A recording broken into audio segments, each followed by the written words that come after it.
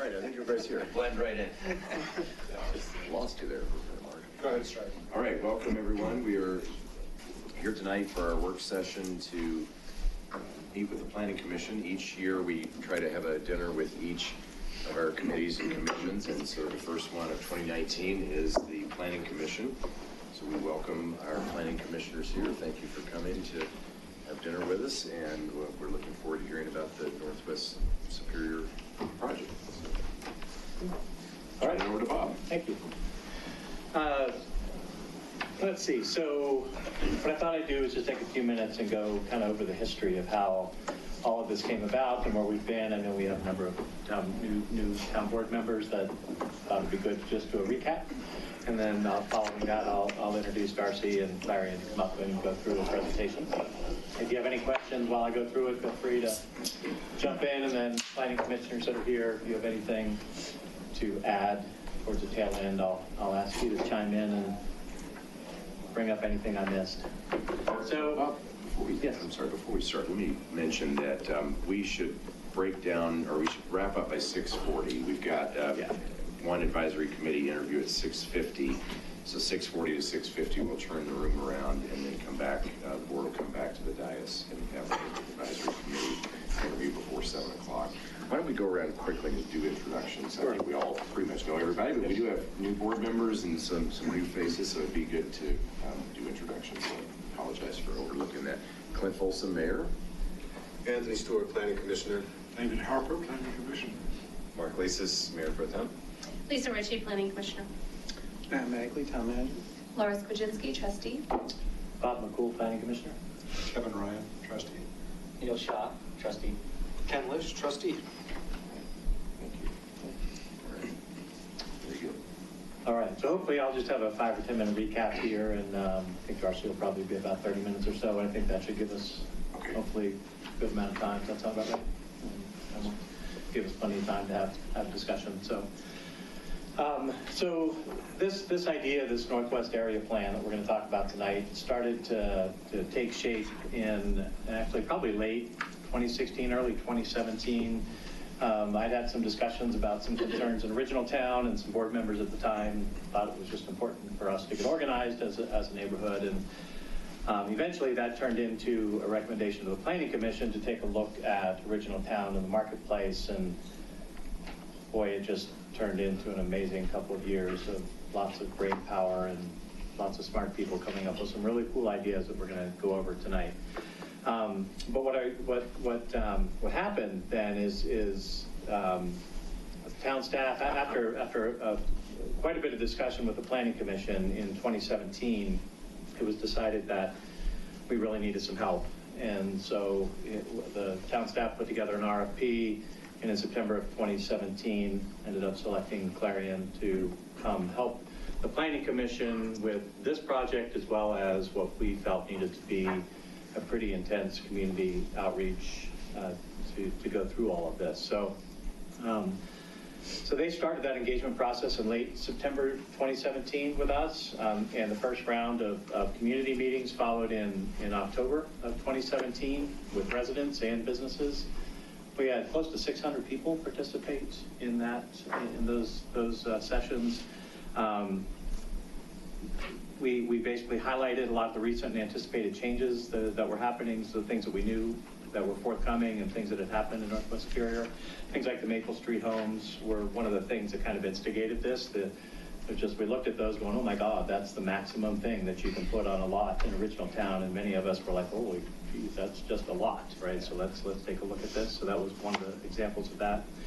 It was also just to increase the awareness for everyone on the policies and the regulations that were in place that allow those types of homes to be built, and then how do we want to guide future changes. And determine whether our current policies and regulations were adequate to guide future change, or whether other development tools or regulations were desired by the community. So then after that outreach in early 2018, those initial recommendations that came out of those meetings were presented to the board for direction. And the board did approve a series of next steps that is designed to continue the conversation with the community.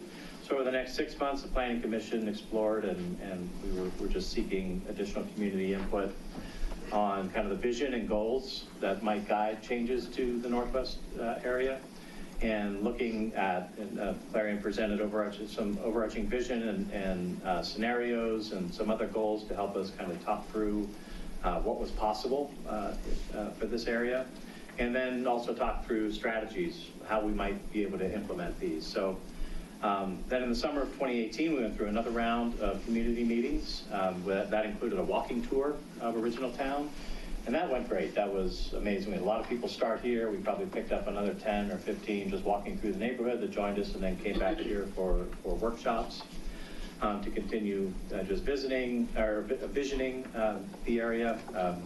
We ended up talking more about the process. We talked about the economics and putting the market into context, how's Possible working, how's Target working, how are these other areas like the Orchard and some of these other areas, how are they working and why are they successful?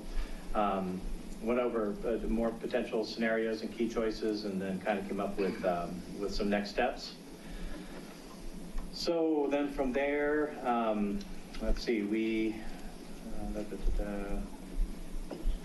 so after that, sort of the June through August timeframe of 2018, Clarion and the Planning Commission, we all worked on just reviewing the results from those meetings, confirming next steps, refining concepts, and leading up to a town update. And I think was that in October-ish, November? I think we did a town update. And then there were some additional community meetings to also provide the updates to the community. So that's kind of the quick rundown of how this process has gone over the last year and a half or 2 years. And let me reach out to my fellow commissioners and see if you have anything to add to that kind of update. No, I think overall it's been really good, and generally we heard a lot of positive feedback. And again, what's before you tonight, I would say probably isn't unanimously supported in every facet by every single member of Original Town. So we want to emphasize that, but we do feel that what's presented tonight is a good consensus that captured, kind of the overall things that we heard. And we did have, I would say, while we didn't have unanimous consensus, I think that the data shows we have pretty strong consensus in the number of areas on how to move forward. So we're pleased with that. I think we're really proud of how well we incorporated their feedback.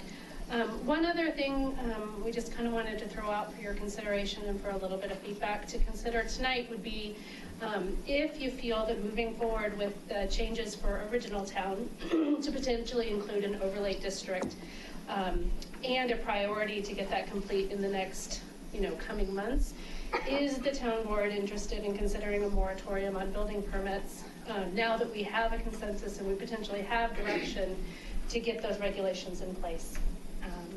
So just something to consider. I think this could be an opportunity from a timing perspective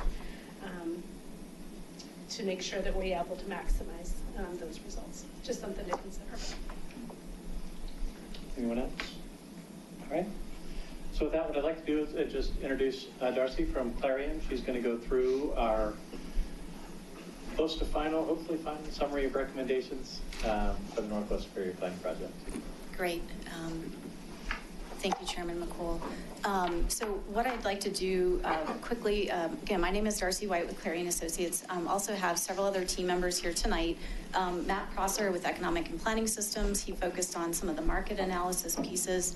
He'll give us some highlights here shortly on the marketplace components. And then Cheney Bostic with Studio Seed, who helped us on the urban design front, and she was really kind of the driver behind some of the design concepts that we've been looking at. So you'll hear from both of them as well.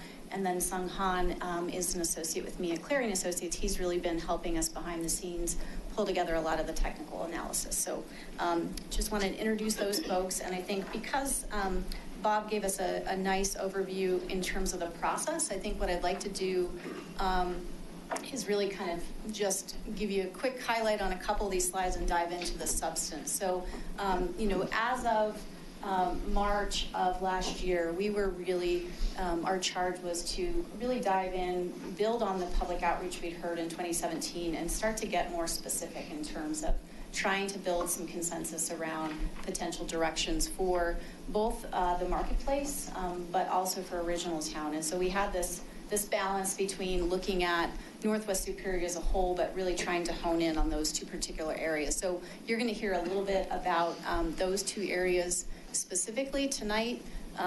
Bob touched on process, so the only thing that I will mention there is that in your packets, we have summarized, there's a big chunk of feedback and summary materials from all of the outreach that was done. So if you're interested in kind of looking at that in more detail, or happy to answer questions on that, but in the interest of time, I will keep moving in terms of that. The only thing additional that I would mention on process is that the Planning Commission played a huge role in getting us to this point. We've done 8 work sessions with them over the last year, 2-hour work sessions, and they've really rolled up their sleeves and help us refine and get to this point. So really appreciate all of their time and energy in the process to date. So one of the things that we did early on, we talked about this when we were here in September, is that we came up with a set of guiding principles to really help frame the project. And this came out of the public engagement process, kind of building on what we heard from the community. And so thinking about how we leverage the Northwest Superior's access to transit, the BRT station, thinking about how to help the marketplace thrive, looking at access and circulation, and then, particularly with regard to Original Town, thinking about managing future growth and making sure that you've got the right tools in place moving forward. So this has really helped shape the process overall. This is something we came up with last spring and we've been refining, but that's going to really come up in Matt and Cheney's discussion here shortly. Focusing in on Original Town specifically, Commissioner McCool mentioned the different rounds of outreach that we did in Original Town, and I think we learned pretty quickly that we needed to split off the conversation and have discussion with Original Town residents specifically. We certainly had other folks participate in those meetings, but you'll see through the summaries that we provided that we certainly had a majority of those participants that were from Original Town. So we started off those conversations really looking at what's possible in Original Town, recognizing that infill and redevelopment was the key concern. We wanted to build that broader understanding of what was possible under your existing zoning. And so Sung and I went through, we looked at your kind of existing zoning conditions and tried to lay out for the community what that potential was. So, how much infill and redevelopment might we see on vacant lots as well as through redevelopment. And so, I think the takeaway is, you're looking at more than a doubling of the existing lots potentially over time. So what we walked through with the community through the different conversations that we had is really looking at what those potential opportunities were and really help frame the conversation, looking at what someone could come in and do today based on your current zoning, and that's really what we use to guide the conversation. So we talked about, first and foremost, what folks really wanted to protect about Original Town. We had early conversations about character, and people really struggled with, what does that mean for Original Town? So we talked a lot about that question in particular at our July workshop last summer. Eclectic was a word that came up frequently. Residents really helped us frame up some of the specific criteria and characteristics that they wanted to protect through any changes that were made going forward. We also talked about public investments and really thinking about livability of Original Town, and this has really kind of helped shape our recommendations to date. We also talked about specific types of housing characteristics, and this really feeds into some of the specific directions that we're proposing in terms of how might the characteristics that residents want to protect translate into some design standards moving forward. We also talked about the potential for accessory dwelling units, or ADUs, they're also referred to as. So a secondary dwelling at the back of the lot.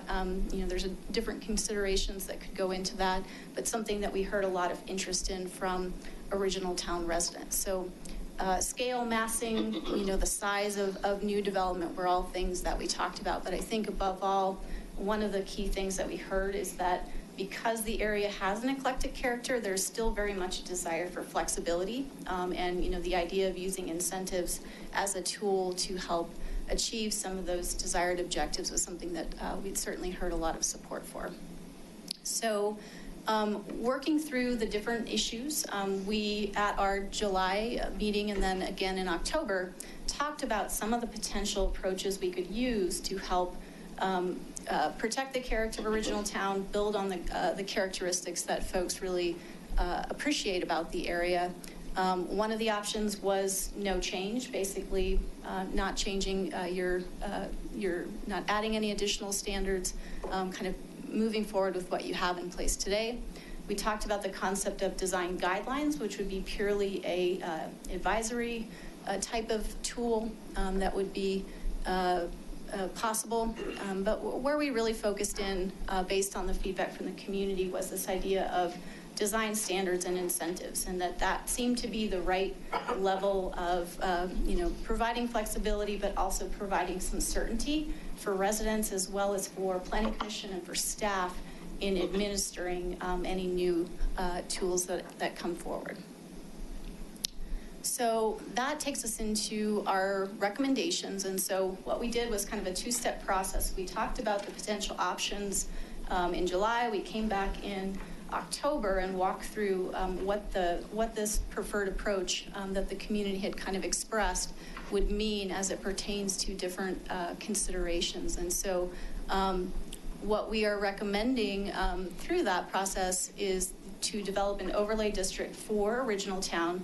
This would apply to both the RL and RM zoning, so basically sit on top of the zoning in that area and come up with some new standards and incentives to address specifically the concerns and opportunities that residents really wanted us to look at. So that would deal with things like massing and form, design and character, diversity of housing, but also very much focus on the use of incentives. So the extent to which we can build in flexibility by encouraging folks to, achieve a certain outcome in exchange for some flexibility was something that the community was very interested in. You can see we did do some polling at that last meeting, and I think, when we talked about specific aspects, overall, most folks thought that the preliminary approaches we were discussing kind of would help achieve what they were looking for, either well or very well. So we felt like we did get pretty strong support for this preliminary direction that we're recommending. Where we are now is basically that we've got a framework for a potential overlay district. We would need to go back and basically calibrate the different ideas that have been discussed with the community, do some additional modeling to test those options and help people see how different standards might play out in combination with different incentives, and kind of pull it all together. And so that's where we would need to have additional conversation with the community to refine it from there. But we've got a pretty solid foundation in terms of moving towards a direction that we think the community could really weigh in on and support moving forward. So specifically wanted to call out the conversation related to ADUs. We had a lot of discussion about this in October, and I think the sense was, this is something that the community is really interested in. They recognize that the devil is in the details on this particular topic, in terms of, the size of the units, talked about all of the types of standards that would typically accompany an ADU allowance. And so, but this is something that the community definitely wanted to explore for original town. And then the last thing I'll mention, there were a lot of ideas that came out of our July workshop that really, don't necessarily pertain to an overlay district specifically, but they're important to the community. And so we wanted to make sure that we flag those here, range from, a tree conservation or a planting program, community garden, trying to encourage reinvestment in original town properties through some sort of grant or loan program. So just some things to consider for the future as you're thinking about potential opportunities there. The other thing that came up pretty clearly through our conversations with the community, though there are a few exceptions in all of these cases, is the idea that the informal pedestrian walkways in Original Town are very much part of the character of Original Town, and people really value that. So while there will be situations where on the periphery, where a more urban sidewalk network makes sense, you know, the feedback we heard from the community is that trying to maintain that more informal character in the RL area was something that the community was interested in looking at. So in terms of kind of where we are there questions about the process or proposed direction before we shift into the marketplace presentation that I can I answer? have a question, and this is actually a question for Kendra. Can we implement an overlay district legally? Or We does can that do it. constitute like a regulatory taking? We could do an overlay district. There would have to be exceptions. There would be legal non-conforming uses. I don't recommend a moratorium, but I would rather have that discussion in private. So there are a lot of, yes, the short answer is yes, we can do an overlay, but we have to be quite careful about how we do it. But you said that there would be exceptions, so I guess the question that I have is, you know, I understand the concept of putting on an overlay district, but if there's exceptions and it doesn't actually do what we're intending to do, what's the point? Well, yeah, I mean, we'd have to, like we talked about, the devil's in the details, I think, because there would be exceptions for legal non-conforming uses that we couldn't apply it to. So, yes, the devil's in the details. And are we at threat of getting sued if we implement an overlay district? Depending on how we do those exceptions and how we apply it, yes. So just following on that train of thought, so if we did an overlay district that had incentives, so you could either do what's allowed under the code as written, or if you wanted to apply this overlay district, you could perhaps, if you scaled it down or just built something more in line with the design guidelines or wanted an ADU, you would need to go more of the overlay route. Am I I don't think that's the intent. I think the intent is to redo the development standards, such as the lot coverage standard, the height, possibly bulk plane. Am I going in the right direction? So it would be, I mean, we would go through each of the potential topics that we walk through with the community and evaluate kind of what's on the books today, what types of incentives might come into play, and then how those two things work together. So in some cases, you know, you might be adding an additional standard. So one example would be, that the existing alleys in Original Town, to have a preference for garages that orient to the alley. So that would be a new standard that would be, potentially proposed.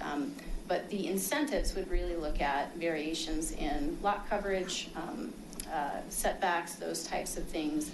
So, that would be something that would need to be worked out. I think what I can say is we've written overlay districts for a lot of other communities successfully and worked through those issues successfully. We actually went through a similar process with Lafayette. They adopted an overlay district. It's been about 1.5 years ago, and so they are now developing under that overlay district successfully with some similar types of issues as we talked about here. So. But if you have somebody who has no connection to Original Town and they come in from out of state and they buy a lot or they buy a house and they decide to scrape it and it's currently RL or RM and they want to make the most profit that they can make as an investor and they have absolutely no regard whatsoever for the character of Original Town as it currently sits or the overlay district. Is there anything that after implementing this overlay district that we can do to stop them from building the maximum amount that's allowed by the existing zoning? Other than just trying to incentivize them to follow these design guidelines. In building the maximum amount allowed does not always translate into the most revenue for the property because you create something that may not appeal. Sure, I understand that, but if they're just thinking square footage and just massing, right? Is there anything that this process could stop that? Is there anything that can be done to prevent that? I think we can certainly impose an overlay district and apply some standards. I mean, the standard for regulatory taking is quite high. So I think we can impose some massing standards and some design standards. And as long as we haven't sort of taken away all of the economic use of the property, we're probably okay. I think the incentives are the best idea because obviously if they want to come in and maximize and we want to offer them extra square footage or an ADU or something, some waiver of something, you know, that's the best way to do it because then it's not regulatory, it's voluntary. But there are certain things we can do from a regulatory standpoint. It just depends how far it goes, and I don't know enough details to know how far we want to go on this. So, you know, until we get that down to that level of detail, you know, it's like I said, the devil's in the details. So, and I've seen Lafayette's, and you know, there are other communities that do it. We're not home rule, so I go back to that. So there's some issue with that too. Kendra, you mentioned you don't recommend going down the route of a moratorium. As far as, let's say we move forward as quickly as we possibly can, we get an overlay district established and passed in, let's say, 3 months. What if between now or prior to now, in that 3 months, applications come in? Would the overlay district apply to anything between, it would only apply after we get established? And I mean, we could certainly look at a moratorium. It's just, again, I hate to keep saying this, but it's the details that are the problem. I don't know what we would apply the moratorium to. Is it all residential building permits? Is it all new residential building permits? Is it remodels only? Is it expansion of such and such percent? So we'd have to look into see what kind of moratorium we're looking at. I would not suggest all residential building permits because that puts everyone, you know, you can't do anything in your house at that point. So I think we would contemplate like a new single family, right? So remodels, okay, you know, basic interior building permits, okay. I think it's the new single family is the, you know, kind of what we had contemplated with that. And we'd have to consider large additions probably as well. I was going to say, we have to have a cutoff point. Exactly. Yeah. You know, at some point, you know, an addition looks, right. could end up looking like a new home, right? As you've seen this, sometimes the remodels which leave one tiny little room right. Or a garage, you know, so we'd have to discuss what we're talking about Right. and how far we would want to go with that. And I think we could have that discussion pretty comfortably. I think we could figure that out. And I think as far as ballpark on, you know, scope of potential changes, you know, right now the standard is a 40% lot coverage. I mean, I would imagine that this maybe would go down to, I'm not sure the numbers we were looking at, but maybe 30. You know, it also might be a little bit of a sliding scale for your, you know, really large lots where folks have combined lots. You know, maybe the percentage is different than if you have a lot smaller lot where you need, you know, to hit a certain percentage just to have a livable floor plate. So, you know, I certainly would feel comfortable saying that, you know, this I think is within our ability to do and would be crafted as to still result in development capacity out there that I think would be acceptable. Couple questions, but first comment. This is all, there's a lot of content. We're not going to get through it at 6:30, so by 6:40, so I don't necessarily want to feel rushed to ask some questions or other people to feel rushed to ask some questions, so I'm just going to, Matt, start thinking about the fact we're going to have to get back on the calendar. We do not have enough time, which is frustrating. Two unrelated questions. Can you go, so I really like how we engage the community. Can you go to slide, I think it's slide 11, excuse me, slide 19, that one. So this middle graphic is really interesting to me. So the preliminary directions, which are consistent with what we're hearing today, right? We surveyed the community and everybody either thought it was great, mostly great, or a little waffly. Nobody was against this. Can you just talk about exactly what was presented and to whom? So at this is from our October meeting with original town residents. So we're talking about, you know, 40 to 50 people, mostly original town residents. Okay, so original town or mostly original town?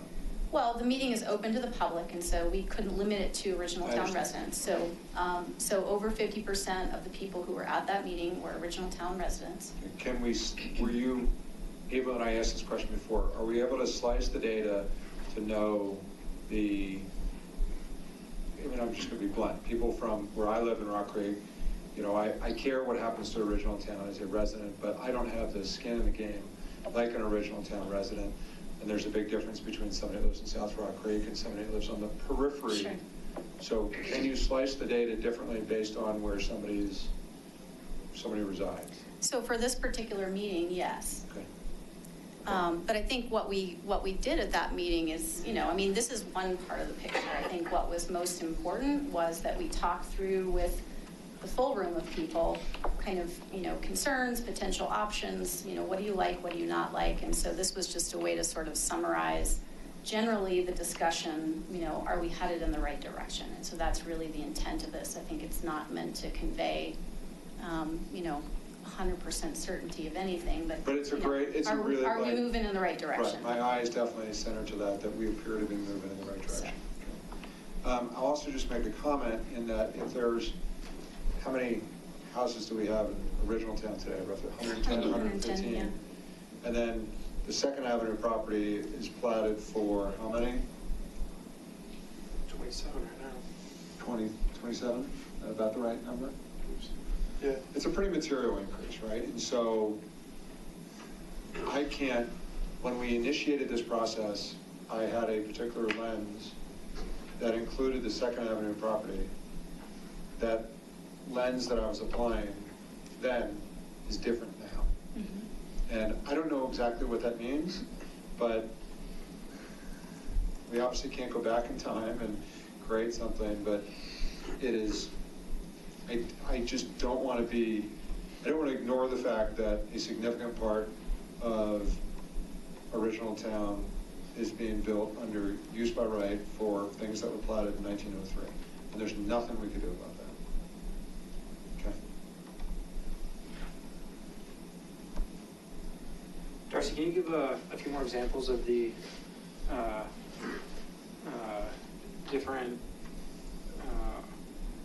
sorry, I lost my train of thought, the different incentives that would be offered to the homeowners when we're talking about standards and incentives? So we talked about a variety of different approaches. We didn't, kind of drill down into exactly what those incentives would be, but I think what we found to be successful in other communities is being able to provide some of that give and take. So if the overall mass of a building is part of the issue, looking at potential, if you go from a 40% lot coverage to 35, then maybe you get something in exchange. And so trying to look at the standards that you have now and to address some of those issues by kind of turning the dial, if you will, on some of those different types of ideas. The other types of incentives we talked about were for some of the existing original townhomes, if you will, that are non-conforming with some of your standards. So for example, front setback, some of the original homes would not be able to put a front porch on.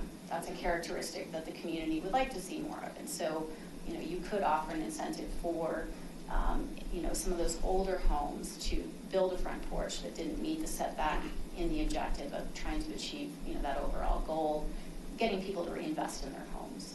And you say give them something, you're talking tax incentives? No, in that case, it would be basically just saying, in that case, you can have an exception from the existing setback. Yep, yep.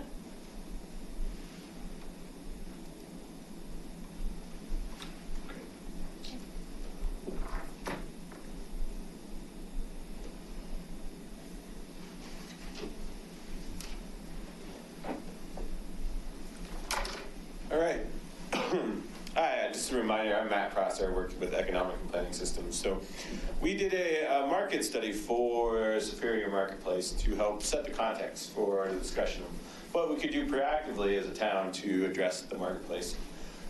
So I'm going to give you some quick overview of those findings. There is a full report that we completed that is an appendix to the report for the study if you want to review in more detail. And then Cheney's going to come up and talk through all the concepts and the pretty pictures. So I'll get the boring stuff out of the way. But so the major findings first is, as you all know, the Superior Marketplace is a really essential element really to your fiscal health. The performance and the sales tax that is brought in by the retailers in this shopping center is what drives the city budget. And I think particularly that's the big three anchors there, the Costco, Super Target, and Whole Foods. And when you look at the sales tax production numbers from the marketplace, those three really dominate. Those are the ones driving it. And so making sure that they're healthy and happy, it should be a main objective of any effort that's going on in the marketplace. But we do know is that retail is being impacted by major changes both locally and nationally, and even internationally. Things from e-commerce having a big impact on the way stores do business, retail store chain consolidation and closure. You've experienced that firsthand with the loss of the Sports Authority. And that's happening throughout the corridor. And as well, the trade area and the market for Superior and the US 36 McCaslin intersection is shifting. As more growth has occurred in Boulder and along the I-25 corridor to the north, east of here, the position of Superior in terms of its retail is shifting. And so it's becoming more oriented to the people that live around it and less of a regional draw. And looking forward, the opportunities to attract or the demand for new retail from new growth is fairly limited. You do have really a great, huge project that's coming in downtown, and that'll create more vitality and demand for retail. But on the grand scheme of things, it's not going to have a huge impact on the demand for regionally oriented retail uses that are generally located in the marketplace. And so that future potential for retail demand is somewhat small. And so keeping that in mind, that we're more oriented towards protecting and supporting the existing retail that's here, not necessarily planning for more retail. So in the short term, what we identified is that the marketplace is really kind of a funky center. If it was done again, it probably wouldn't be laid out the way it was. In some ways, it functions as two centers. The portion closer to McCaslin, where the Whole Foods is sort of a different center than to where the Costco and Super Target is. And so there are a lot of issues that we uncovered through the study in terms of access and circulation that are really impacting the way that some of the inline spaces are performing, and some of them are performing relatively poor because of the lack of access or the lack of traffic in front of them. The Center Drive area really being a key example of that. So in the near term, there are investments and improvements that the town can consider to increase access, circulation, increase wayfinding for both drivers, but also pedestrians and bikes coming into the center. And then long term, we think that the center could really benefit from the introduction of new uses.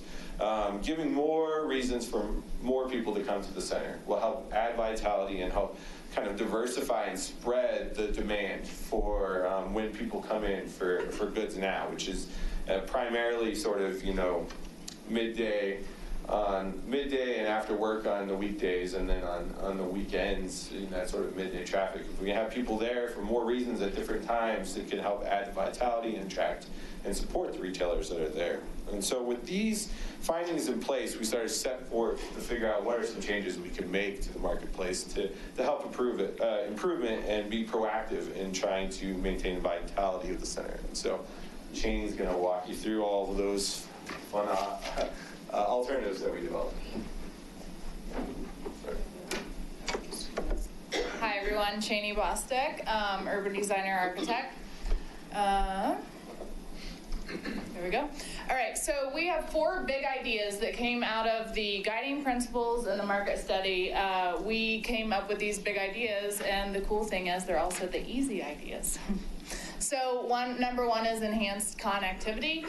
These are also across the board. The recommendations we're going to give to you tonight are moving forward with 2 considerations, 2 options that should be still considered. But throughout those, enhanced connectivity is a theme that we think we achieve through either option explored. The other thing, as Matt mentioned, was keeping those big boxes in place and successful. Experience and placemaking. This is by no means the only retail center that is thinking about a different future.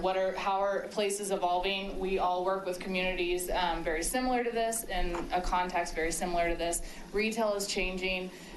the experience. It's more about the experience and the aesthetics. So we looked at 3 case studies in the region: the Village at the Peaks in Longmont, Orchard Town Center in Westminster, and Belmar, all giving examples of taking a traditional retail center and really flipping that into more of a lifestyle center, if you will, is the name that they call it. But it's more about adding places for people to gather and enjoy the space. The 4th one is improved identity. So this is the idea of creating a brand.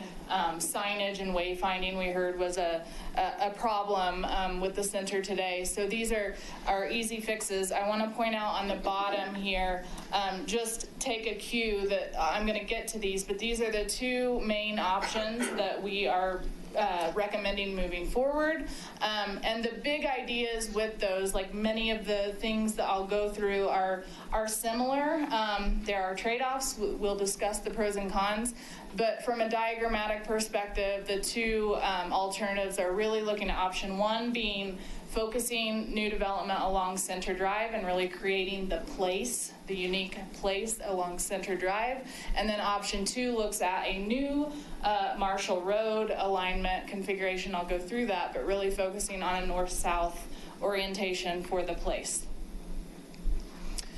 These were early options explored, so very early on, we came up with 3 options. This was when we went to the community and got feedback on the pros and cons of those, and really turned them into another 3 options, tweaked some of the things that we heard. And in addition to this part of the process, we also did a transportation analysis, traffic analysis, that guided our recommendations that we will get to next. So the recommendations, as I've mentioned, 2 options are carried forward, and they have different levels of investment from the town, from the developer, leadership, timing, funding, and availability. How long does this take? Phasing, right-of-way considerations. So let me walk you through those real quick. As I said from the diagrams, this is the one that centers on Center Drive, really trying to create an east-west place there with a terminus at the BRT station and taking advantage of that asset there. So this one, does anybody have a pointer? Is there one down there? Ah, okay. Okay, so Marshall Road, the connectivity and really functions a lot as it does today. In this option, Marshall Road stays the same as the alignment today, but we would recommend that it be redesigned to be more pedestrian scaled. It's really, really over-designed, and the traffic study actually showed that the traffic cuts in half after Sycamore. Half of the traffic that comes in here splits off at Sycamore. So this part of the street is substantially over-designed. It does not need to be that big to carry the amount of traffic that it does. So that certainly could be more human scaled. The second part is, and Matt mentioned this, is driving, Center Drive retailers we found are really struggling because the traffic is breaking off at Sycamore. So we, in fact, even though we want to redesign the street to be more pedestrian friendly, we also think that it could handle more traffic.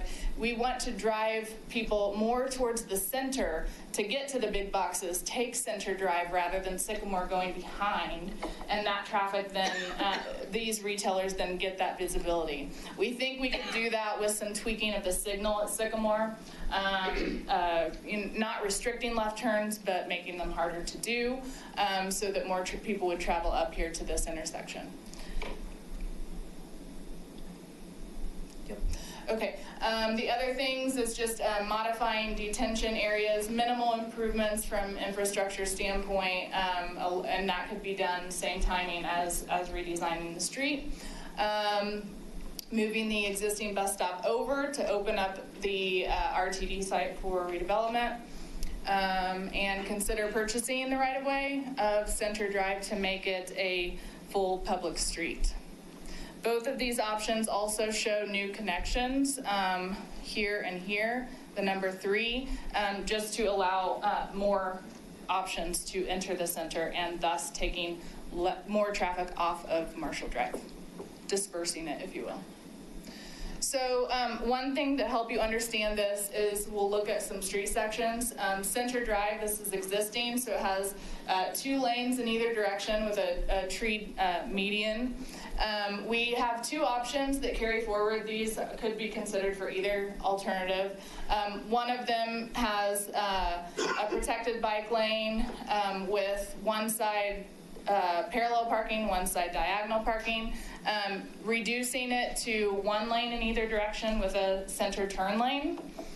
And then the other option is even more so making that bike lane more protected with a tree lawn and then having parallel parking on either side. So you lose a little bit of on-street parking, but right now you don't have any. So it's a gain from either perspective there. Wider sidewalks. These line up, so I was trying to keep the existing trees in place, at least on one side of the street, and then you might reconfigure the north side. Marshall Road, so as I said, it's 150 feet right of way. It's huge.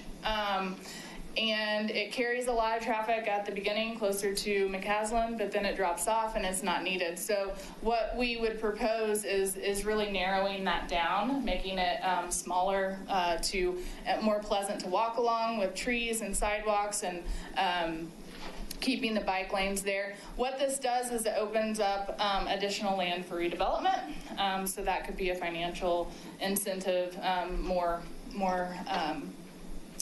tax incentive for new buildings.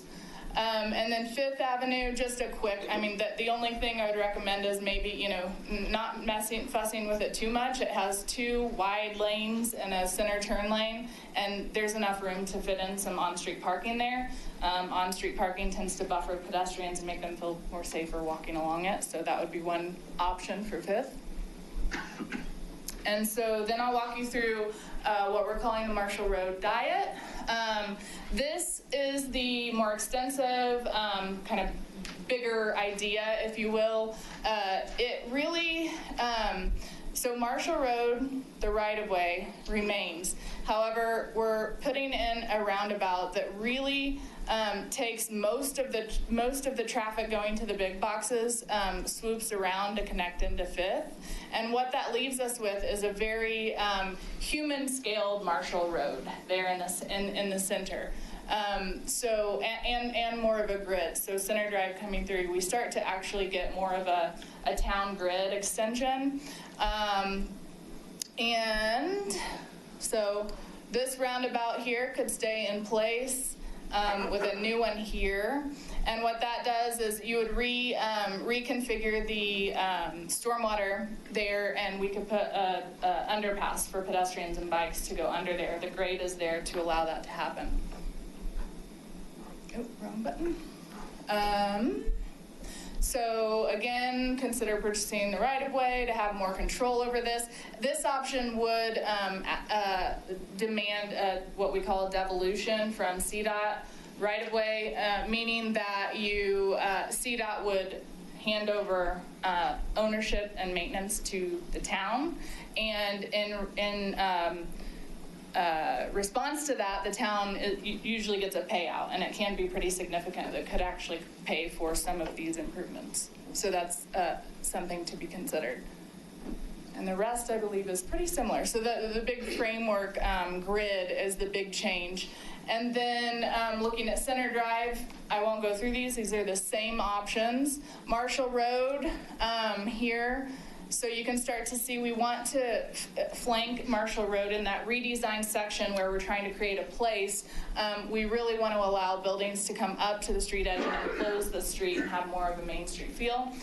So a 90-foot right-of-way from 150, where you get some additional developable land on either side of the street is a major benefit there. And it only has to be 90 feet because as opposed to the first option, we are carrying even less traffic because of the roundabout directing people to the big boxes. And then Fifth Avenue, so Fifth Avenue does change quite a bit in this option. Because of the swoop and carrying more traffic to the big boxes, we would recommend an expansion of that, just that section. Once you get to the Center Drive roundabout, it can remain the same. So, because the traffic study says that the traffic drops off there. So, comparison of these options, the part in blue here are very similar. Those are kind of big ideas that we talked about. You can enhance the signage and branding, either one of these options, same. Improve connectivity and bicycle pedestrian connectivity, adding a mix of uses, additional auto access to the center. Those are all common themes that we recommend you explore. And then the differences come within the circulation. As I said, option 2 being more advanced and more involved. And roundabouts, yes on option 2, no on option 1. Devolution, the CDOT devolution, you certainly could look at that in option 1, but it's not necessary, whereas in option 2 it is necessary. And then long-term involvement, option 2 would have more. It would take longer, it would cost more money. And so one other concern that we heard from the Planning Commission and the public was, well, how does this differ from downtown? We've got this big development happening, so how is this different? And we don't want to compete, and that's it's a very good consideration to think about. So we made this that says, from the plaza and open space perspective, the Superior Marketplace would be a series of smaller plazas and gathering spaces, whereas downtown Superior is really looking at a big civic gathering space. Retail, a mix of big and small retailers at the marketplace, and probably more chain-driven, whereas in downtown we're looking at more boutique downtown Main Street type businesses. Housing at the marketplace more oriented toward for rent, we think, based on the location to the BRT, whereas downtown you're looking at more diverse housing types and prices. And then the transit orientation, the marketplace being transit oriented, it is right there. It is a primary driver for any development that goes in there, and downtown Superior is what we would call transit supportive. Development doesn't depend on it. It is nice to be near it, but not dependent. So those are the big takeaways for the connection to downtown, and I think Matt comes back up. Yeah, 2 more slides quickly, and then we can have some discussion. So we identified sort of the investments or the actions that the town could take here, and then kind of put them on the scale of lesser involvement and greater involvement being at the bottom. And so the top being more of that coordination that you're already doing, talking with RTD and Brixmore and other property owners. The town could proactively amend the PUD and rezone to allow for new uses, invest or partner in signage to help enhance wayfinding and that branding concept of the neighborhoods that Cheney mentioned. And then the more expensive ones, get into actually acquiring the right-of-way to control how those are designed, potentially looking at acquiring vacant sites to help facilitate some developments and that introduction of new uses. And then building a public gathering space or space is something that we heard a lot from the community was the desire to have some gathering places in this area, and that could be a larger investment that the town could take. So we wanted to kind of set a path forward for these kind of actions. What we found is there are some common actions that are in both sort of paths, or in all paths really. And those being modifying the zoning and development agreement, specifying the limits and the types of development that you would be open to in terms of redevelopment or new development within the marketplace, starting to have conversations with CDOT about how feasible the devolution process is, what potential upsides or funds you could get out of that, and if it makes sense from a long-term financial sense to the community. And then starting to work on those signage and branding improvements. And then from there, it's really a lot of the next steps depend on how active a partnership you have with the primary owner there, Brixmor, of the marketplace. If they are an active, engaged partner, which they've started to show signs of wanting to be, there's a different path than perhaps if they're not, if they're only kind of limited, somewhat limited, or not really wanting to get into the involvement. So that partnership path, that path one, really the next steps would be working with them hand in hand to create a redevelopment plan, making sure that the priority improvements that the community identified are incorporated in that plan, and then working jointly to figure out how to fund those priority investments.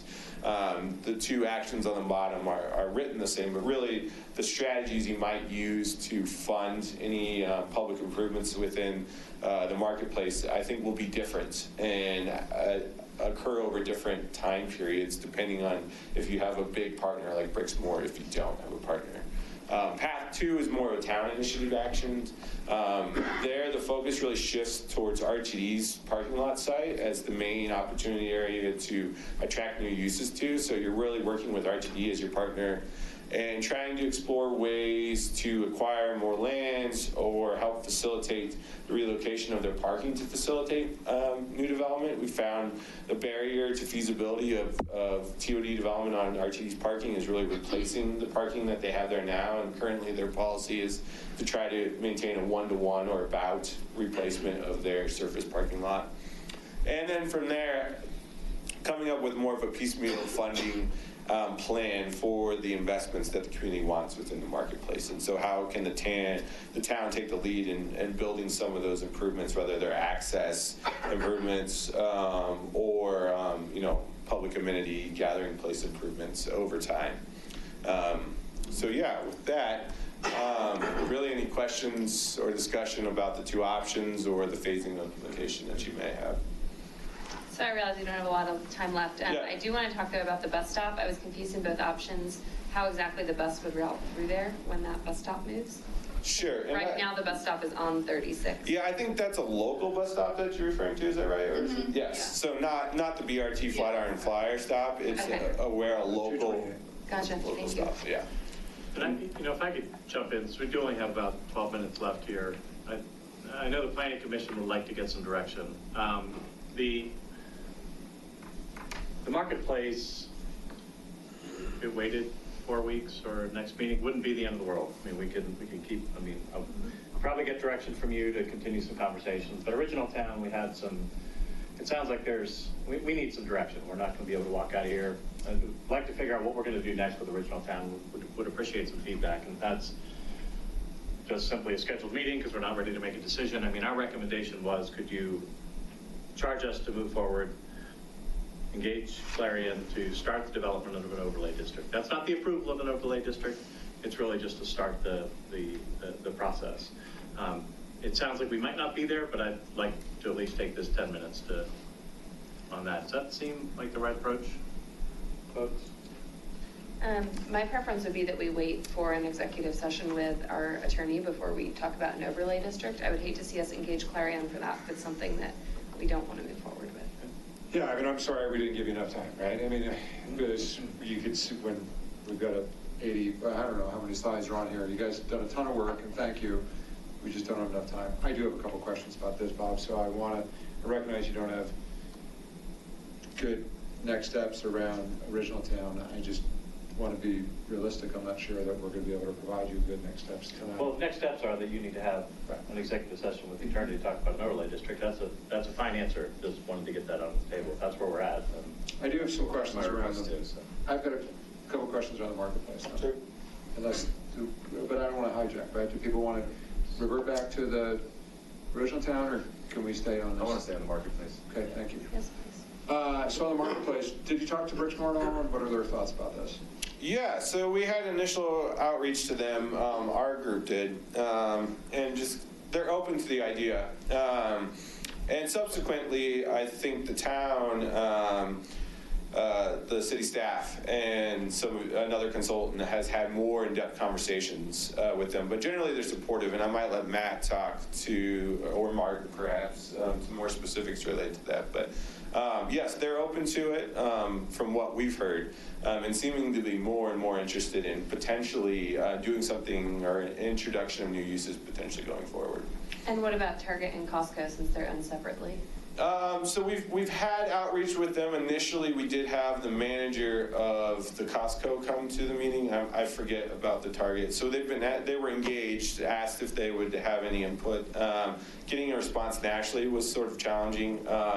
I think Brixmor, given their restrictions and covenants, their thoughts would definitely have those two tenants in the forefront of their minds. And so anything that would be proposed, they would definitely would have to deal with those two large tenants to make something happen. And so generally we didn't get any pushback from the concepts we had, but we didn't have specific direct conversations with sort of national leaders for those. So to double check, my understanding from the September meeting was that Target and Costco they aren't tenants of Brixmor. Is that accurate? That's correct. They own their own parcels. Yep. So, yeah. Can you pull up on this slide, please, either one of just the map, so we can get let's go to a bigger one. All right, so those stores off Sycamore, which include Office Max, PetSmart, I wish them success. I hope that they will be here 20 years from now. But the reality is they're not going to be. And I think what we heard from Brixmor in a public meeting was there's going to be some vacancy in that area.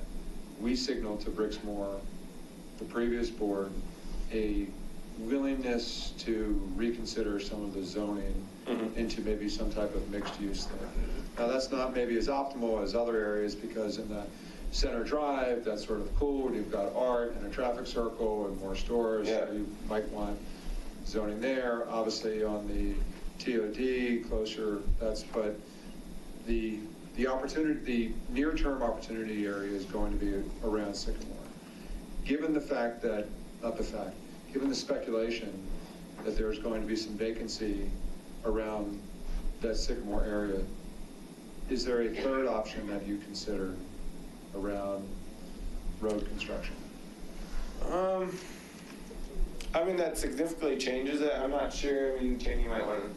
Yeah, I wouldn't say it precludes that. We were thinking that in the back of our heads too, like what if this block becomes something else? Right. I wish them the best. So if they're watching now, I hope they succeed, but the reality is. Exactly. Right.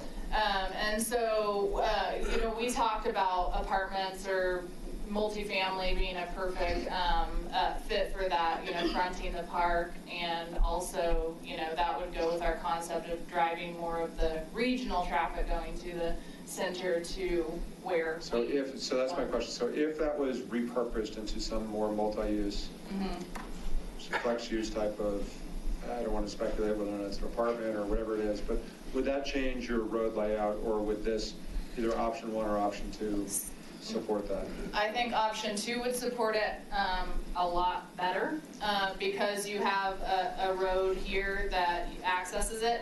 If you didn't have that, it's kind of a multifamily complex floating in an island of retail parking. But this kind of breaks it up and creates that grid where this use can be different from this use and not feel isolated. At the end of the day, though, to Cheney's point, I mean, I think our goal in both options is to drive more traffic into the center of the development. Right. I was really surprised by how many people actually use Sycamore to access it. And it's almost split between, people going to Target and Costco split between using Center Drive or Marshall to the north and Sycamore. And so really, that's the fatal flaw of the Center Drive retail, is that it was expected to have a lot more people that go down that Center Drive to access the retail, and that's why it struggled. And I don't want to hijack, so I promise this will be my last question. The traffic observation you had around Sycamore, is that based on purchase data, observed data? Did you do a traffic study? Yep. So there was a traffic study done and actual counts done to look at the patterns, and the engineer can come up and give us more data. That's right. So, but about half, but that's interesting, half the traffic is going down Sycamore. Okay. Instead of staying on Marshall, banging a lot on Center. Yeah. Which is probably what we want people to do. Okay. Right. Yeah. Thank you. Just a couple questions. Sorry. That's okay. And I want to thank the Planning Commission for this piece of work, because I got to be honest, with everything that's happening in Louisville and Broomfield, I am terrified about what's going to happen with this area. Fast forward 5 years. just Best Buy, everything else that was up in Broomfield is just gone. And now they've widened it. But so you mentioned something about Center Drive, and that the businesses are struggling because of a lack of traffic. And I want to understand that a little bit better. Because is it a lack of traffic or a lack of businesses? Because everybody can get there from anywhere, but is it just as you see the cars branching off, they're just never coming back? Yeah, I mean, generally, there's less people going by those businesses to know that's there, Right.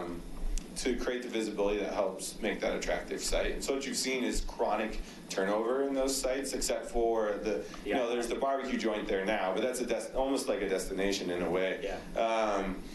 And so that's the challenge. A lot of people are going to Target or Costco, and they're just finding the quickest way, and they're really bypassing the other retailers to the point where they just don't know that there's other options in the center. I mean, I think the layout is very, very challenging from a retail standpoint, and so the different distinct nodes of those inline retail spaces don't get the support from the anchors that they should because of the layout. Right.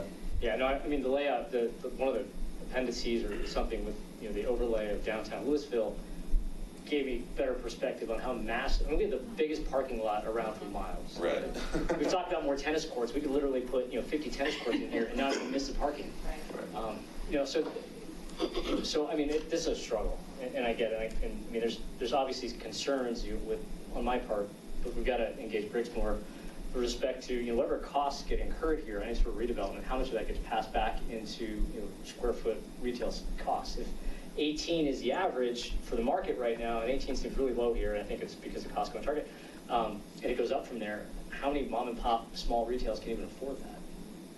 Yeah, and I'm not sure that's necessarily what you're wanting here either, Right. too. I mean, I think if we had better spaces, more of those national credit tenants might, be more attracted to the center. It might not be more retail space. You might actually have a net loss in retail space, which I don't think would be the end of the world. Yeah. So I think we do need to kind of wrap up with closing thoughts here. And so I think the next steps, as I'm hearing them, are board needs to get together with council to talk about what next steps for Original Town. And then I think on the marketplace, two separate things. But the marketplace, we just need to get this back to the calendar for another continued work session, because this is important work, and we need to keep it going. I'd also like to ask, whenever we have the marketplace back on the agenda, we've certainly alluded to the fact that the Marshall Road diet option is more expensive. Could we get just t-shirt sizing on that order of magnitude? What are we talking here in terms of years and cost? Because it's easy to say one's small and one's big, but I don't have a sense of what that means. The other thing that I think we need to just think about is, we heard from the tenants in the marketplace, from the owners in the marketplace, about the impact that the Diverging Diamond project had on their business, that it dropped substantially, right? That was a huge project. This is going to be a multi-year project, regardless of which option is selected.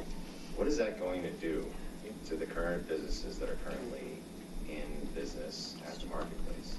I mean, we're always talking about unintended consequences. We don't want to move forward with a redevelopment plan that's going to end up putting all the businesses that are currently there out of business because it's such a disruption. So, I mean, I applaud the Planning Commission and you guys for coming here and thinking creatively about this. But I think, without buy-in from Brixmor, without buy-in from Costco and Target, going forward, this to me is just pie in the sky, and it's too risky to even move forward with. I'm missing, I think if we were to move forward for next steps, I'd rather have a conversation with Brixmor than revisit this by ourselves, because without them in this conversation, we're kind of just throwing things against the wall. So I think that is our recommendation. Yeah. So our recommendation is to engage, to get staff to get focused on further discussions with RTD, Brixmor, and the tenants. That's all we're asking at this point. Is this looking like we're kind of looking at the right direction? We don't know if it's feasible or not. I mean, that's all we're asking for is a recommendation, is to let staff continue this discussion with Brixmor, RTD, and other stakeholders in the area to see if this is can go anywhere else. That's it. I would just say, I mean, if you go down a year or so and Brixmore, the conversations don't lead anything, I think sort of the recommendation from the plan is that the focus starts to shift towards RTD and that partnership as a way to potentially introduce new uses, which I don't think will have the impacts on businesses that would be a major concern. And so, first step is definitely the engagement of Brixmore and further steps. But if you hit roadblocks, there are more things that the report is saying that you should consider. Okay, thanks again for all of the hard work that everybody's put into this, and we look forward to continuing. Thank you, everybody. Thank you. Appreciate it. All right, the board, let's plan to be back here at 6:50, 55-ish. Interview.